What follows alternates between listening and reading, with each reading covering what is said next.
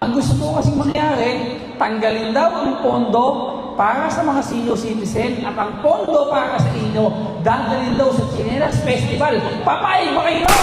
Ang gusto namin, kapag mga senior citizen, sinisilat pa lang, ikukumpay na kayo.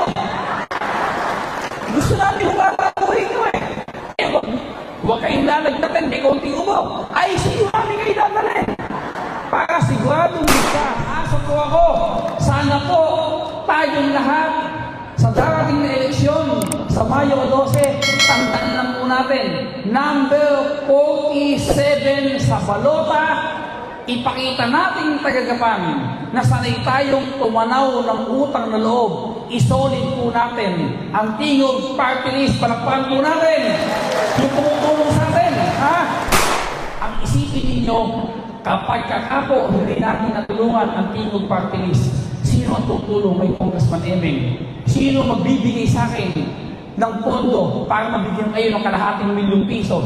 400,000, 300,000, 50,000. Lahat ng pang-hospital natin nanggaling po sa Tingog Party List. Utang na loob namin sa kanila. Namimiss ko kayo palagi. Kanina nga, nung ako'y nakupo sa likod, tinitingnan ko yung mga ibang mga senior dito.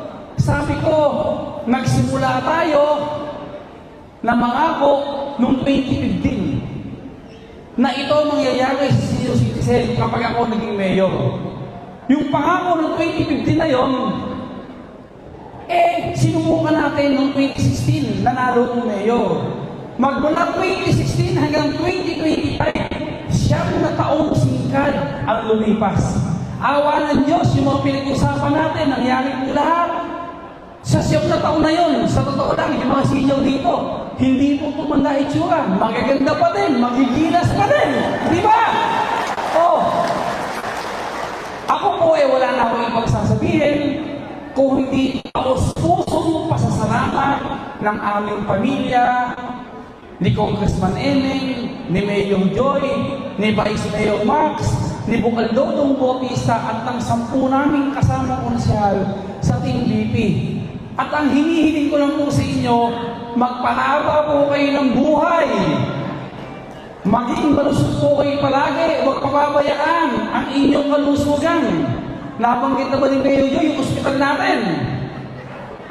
Yung ospital natin, na tinutulig sa nila na hindi ito totoo. Yung ospital natin, nung pinagawa na, totoo pala ang sabi nila. At na yung ginagawa na, sabi nila, hindi ito totoo na mas maganda pa sa St. Luke's. Ngayon po nakakita nila, mas maganda pa sa St. Luke's, kaya mamatay sila sa inggit. Di ba? Mainggit na yun eh. O ngayon, bakit natin pinagawa ang hospital na yan na mas maganda pa sa St. Luke's na libre ang lahat ng taga rito? Simple lang, para po sa inyong mga senior citizen yan. Ang gusto namin, kapag mga senior citizen, sinisilat pa lang, ikukumpay na kayo. Gusto namin huwag nyo eh. Huwag kayong lalagnatin, may konting ubo. Ay, siguro namin kayo dadalhin. Para siguradong ligtas ang inyong buhay. At ako po, sana po, painggan niyo po itong oras nito. Meron akong sasabihin sa inyo na dapat malaman niyo na sa dami ng natulungan ko sa pagpapagamot, sa lahat ng bagay, sa pagpapaospital, lahat po halos ng naitulong ko sa inyo, kanino po galing? Gusto kong malaman nyo, galing po sa aking kaibigan, Tingog Party List, kay Congressman Jude Asigre. Alam po ninyo, bilang tayo mga magkakababayan, gusto ko itong ipaliwanag sa inyo na bagamat meron tayong party list na tagagapan, bakit si Congressman Emeng Pascual at ang buong Team BP ay tumitindig? Bakit dinidiinan ang kampanya para sa Tingog Party List? Huwag po natin isipin na sila ay hindi nagarito. Ang isipin ninyo, kapag kakapo hindi natin natulungan ang Tingog Party List, sino ang tutulong kay Congressman Emeng? Sino magbibigay sa akin ng pondo para mabigyan kayo ng kalahating milyong piso, 400,000, 300,000, 50,000, lahat ng pang-hospital natin nanggaling po sa Tingog Party List. Utang na loob namin sa kanila. At gusto ko din po malaman yung lahat. Yung hospital na yan, na nasa 80% lang matatapos, gusto ko din malaman nyo, kapag nag-operate yan, napakamahal po ng operasyon yan. Doktor, gamot, tubig, ilaw, maintenance, nurse, empleyado, lahat ng yan. Ang tutulong po sa atin, ang Tingog Party List. Sila ang tutulong sa atin. Natatakot po ako na kung hindi po mananalo ang Tingog Party List, paano natin i-operate yan? Aanhin po natin yung ibang party list na hindi naman natin nakikita kung sino yung kandidato doon. Nakasalumuhan nyo na ba? Kinumusta man lang ba kayo? Wala po. Ito po ang Tingog Party List, ang kaagapay ni Congressman Emmy Pascual sa pagtulong sa ika-4 na distrito, lalong-lalo na po dito sa atin, sa lungsod ng Gapang. Kaya umaasa po ako, sana po tayong lahat sa darating na eleksyon sa Mayo 12, tandaan lang po natin, number 47 sa balota, ipakita natin taga-Gapang na sanay tayong tumanaw ng utang na loob. Isolid po natin ang Tingog Party List. Palakpakan po natin yung tumutulong sa atin. Hindi ko na po ibebenta sa inyo si Joy. Mas malakas sa akin eh. Alang ginawa, kundi pagyabangan ako. Ikaw ay ka, Kuya Emmy, kung bigyan mo yung sinyo dati, 700, may cake. Ako ngayon, 3,000. Hindi ako makakibo. Okay na sa akin yun. Basta ang mahalaga, alam ko na nung siya naging mayor, pinalitan niya ako, number 1 priority pa din niya ang mga senior citizen na mahal ko. Kayo mo yun. At siguro naman po na ipalawan na si Mayor Joy kung ano po ang dahilan bakit po namin pinalabang Vice Mayor si Max. Simple lang.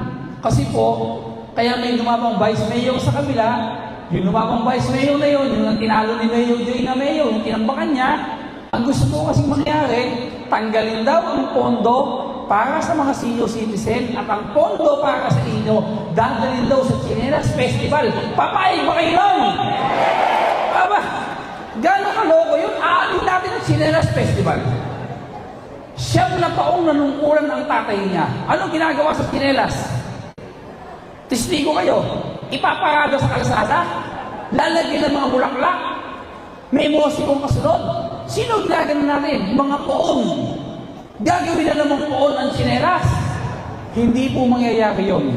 Dahil andito po si Vice Mayor Max Pascual, ipaglalaban niya ang karapatan ng mga senior citizen.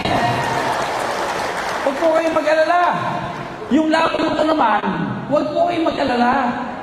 May nag-survey na naman po, nung isang linggo lumabas na, dahil sa galing nilang manira, kakasira sa akin, ang husay-husay nila, hanggang ngayon po, ang survey, 5% pa din sila. Si Emmy Pascual, ang mahal niyang anak, 95%. Ako sa po laban.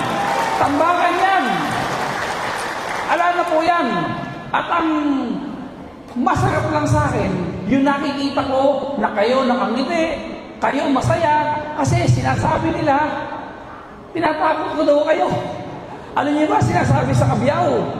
Kapag ako daw nalalasing, nananampal daw ako ng tao sa Gapang, hindi daw totoo, mabait ako. Ako ba'y nakita niyong uminom? Alam niyong lahat na hindi ako uminom ng alak magbuhat ang pinanganak ako. Alam niyong lahat na hindi ako nagsisigarilyo man lang. Hindi ako nagsugal. Wala po akong bisyo. Wala akong bisyo. Ba't hindi niya sabihin sa Gapang yun na ako nananampal paglasing? Kasi alam niya walang maniniwala. Mabuti na lang po, pati sa ibang bayan, alam nila ang pagkatao ko na si Congressman Emmy Pascual, walang bisyo. Ang bisyo ko lang, magserbisyo sa katulad niyong mga senior citizen. Mahal naman po kayo. Kabubuisin, sasabihin pa, yun daw mga tinutulong ko sa inyo, galing daw sa Pogo. Puro daw sindikato ang pinanggagaling ng tinutulong namin sa mga tao sa ikapat na distrito. Wala akong pogo, huwag kayong maniniwala dyan. Talagang pogi lang si Kong Emeng, hindi pogo. Mamatay sila sa inggit, di ba? Ganun lang yun. Ang tulong na ibinibigay namin sa inyo ay nanggagaling po sa Tingog Party List. Yun ang totoo. Walang pogo, Tingog Party List na. Ang bago po matapos, huwag niyo kalilimutan yung meron po tayong panlabang board member. Yung board member po na ito, sana po isolid natin. Ang hinihiling ko sa inyo, isang boto na lang, single vote na lang tayo. Ipakita natin kung paano tayo magkakaisa dito sa lungsod ng Gapan. Sana po, kung sinamahan niya ako sa lungsod ng Gapan bilang Vice Mayor, tinulungan niyo kami, sinasamahan niya ako ngayon sa distrito bilang board member, tulungan po natin si board member Dodong Pascual Bautista. Ayan po siya ha.